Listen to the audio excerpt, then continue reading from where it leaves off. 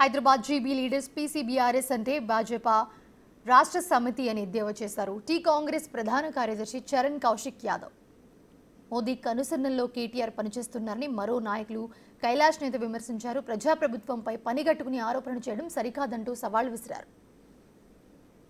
మహారాష్ట్రలో భారతీయ జనతా పార్టీ కూటమి గెలవాలని చెప్పేసి అక్కడ కాంగ్రెస్ కూటమి ఓడించమని చెప్పేసి కేటీఆర్ గారు ఆదిలాబాద్లో మాట్లాడాడు. అదేవిధంగా కేటీఆర్ గారు అయితే హైదరాబాద్లో మహారాష్ట్రలో కాంగ్రెస్ కూటమి గెలవద్దని చెప్పేసి ఇక్కడ హరీష్ రావు గారు మాట్లాడారు. ప్రధానంగా భారతీయ జనతా పార్టీ బీఆర్ఎస్ పార్టీ గత 10 సంవత్సరాల కాలంలో ఎమ్మెల్యే ఎలక్షన్లో భారతీయ జనతా పార్టీ బీఆర్ఎస్ పార్టీ సహకరించింది. మొన్న లోక్సభ ఎలక్షన్లో భారతీయ జనతా పార్టీ బీఆర్ఎస్ పార్టీ సహకరించింది కాబట్టి 37% ఉన్నటువంటి బీఆర్ఎస్ పార్టీ ఓటు బ్యాంకు అనామతు 16% పడిపోయి దాదాపు 9 స్థానాల్లో డివైడ్ అయిన పరిస్థితి. అదే కాకుండా కంటోన్మెంట్ ఎలక్షన్ జరిగితే కూడా భారతీయ జనతా పార్టీ గెలుపు కోసం బీఆర్ఎస్ పార్టీ పనిచేసింది కాబట్టి అక్కడ బీఆర్ఎస్ పార్టీ 3rd ప్లేస్ పోయి కాంగ్రెస్ పార్టీ గెలిచిన సందర్భం. కాబట్టి గత 10 సంవత్సరాల కాలంలో BRS party Bharatiya Janata party అన్ని బిల్లులకు మద్దతు ఇస్తూ గతంలో 9 సంవత్సరాల కాలం పాటు BRS party Bharatiya Janata party తెచ్చిన అన్ని బిల్లులకు మద్దతు ఇచ్చింది కూడా బీఆర్ఎస్ పార్టీ. అదే కాకుండా తెలంగాణ రాష్ట్రంలో అనునిత్యం కాంగ్రెస్ పార్టీ గతంలో బీఆర్ఎస్ పార్టీ మీద పోరాటం చేసింది. అదే కాకుండా తెలంగాణ జరుగుతున్న అన్యాయం మీద కేంద్రంలో ఉన్నటువంటి నరేంద్ర మోడీ గారిని కూడా కాంగ్రెస్ ప్రభుత్వం ప్రశ్నిస్తూనే ఉన్నది. తెలంగాణకు 59 లక్షల కోట్ల రూపాయలు కేంద్రం బడ్జెట్ ప్రవేశపెట్టి తెలంగాణకు తీవ్ర అన్యాయం చేస్తే కాంగ్రెస్ పార్టీ భారతీయ జనతా పార్టీ ప్రశ్నించింది. బీఆర్ఎస్ పార్టీ ప్రశ్నించకుండా కేఆర్ సురేష్ రెడ్డి గారు ఓన్లీ తెలంగాణ రాష్ట్రంలో పార్టీ ఫిరాయింపుల గురించి రాజ్యసభలో చర్చ జరగాలని చెప్పేసి కేఆర్ సురేష్ రెడ్డి గారు మాట్లాడుతుంటే చాలా స్పష్టంగా తెలంగాణ ప్రయోజనాల కన్నా ముఖ్యం బీఆర్ఎస్ పార్టీకి ఓన్లీ వాళ్ళ పార్టీ ఫిరాయింపుల గురించి మాట్లాడే సందర్భం. కాంగ్రెస్ పార్టీ తెలంగాణ రాష్ట్ర ప్రయోజనాలు ముఖ్యమని చెప్పేసి భావిస్తూ ఉంది. అదే కాకుండా తెలంగాణ నుంచి కేంద్రం ₹1 ఇస్తే తెలంగాణకు 42 పైసలు మాత్రమే ఇస్తున్న కేంద్రాన్ని ఇంకా మా పైసలే 48 పైసలు ఎప్పుడు ఇస్తారో చెప్పండి అని చెప్పేసి కాంగ్రెస్ పార్టీ ఎప్పటికప్పుడు భారతీయ జనతా పార్టీ మీద పోరాటం చేస్తుంది కూడా కాంగ్రెస్ పార్టీ.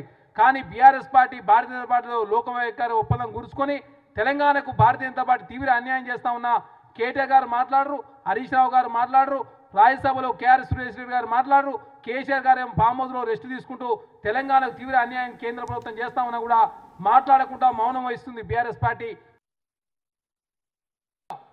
తెలంగాణ రాష్ట్రంలో కేటీఆర్ నాయకత్వంలో ఒక సురభి నాటక కళామండలి వాళ్ళు ఏ రకంగా అయితే డ్రామాలు, ఏషాలు, పెడబొబ్బలు లేదా హరికథలు, బుర్రకథలు ఏ రకంగా చేస్తూ ఉన్నారో తెలంగాణ సమాజం అంతా చూస్తూ ఉన్నారు.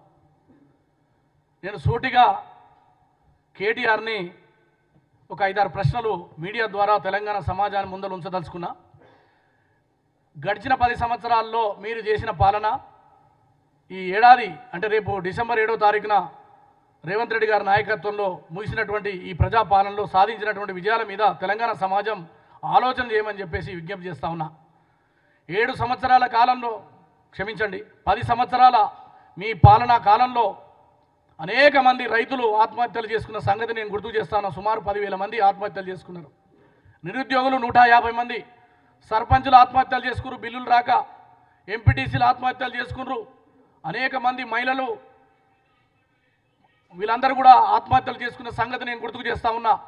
ఎక్కడ నిరుద్యోగులు మరి ఆ రోజు ధర్నాలు చేసినా, రాస్తారోకోలు చేసినా, రోడ్ల మీదకి వచ్చి ప్రజాస్వామ్యం లోపల ప్రభుత్వాన్ని ప్రశ్నించిన వేలాది మంది పోలీసులను ఉపయోగించి ప్రజాస్వామ్య గొంతుల మీద మీరు తుపాకులు పెట్టి అణిచివేసిన సంగతి మీకు గుర్తుకు లేదా కేటీఆర్ అని చెప్పేసి అడగదలుచుకున్నా. మీద నమ్మకం లేదు, నీవు సిగ్గు, శరము, నీతి, దమ్ము, ధైర్యం ఉంటే ప్రజాక్షేత్రంలో సిరిసిల్లకు వచ్చి ఒక్కసారి నువ్వు రాజీనామా చేయమని అడుగుతున్నావు చేనేత బిడ్డగా.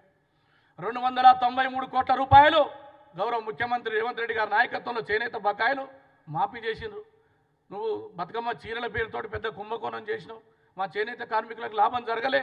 ఇలా 50 కోట్లతోటి వేములవాడలో యారాన్ డిపో అంటే నూలు ఇచ్చే కార్యక్రమం తీసుకొచ్చిండు ముఖ్యమంత్రి గారు.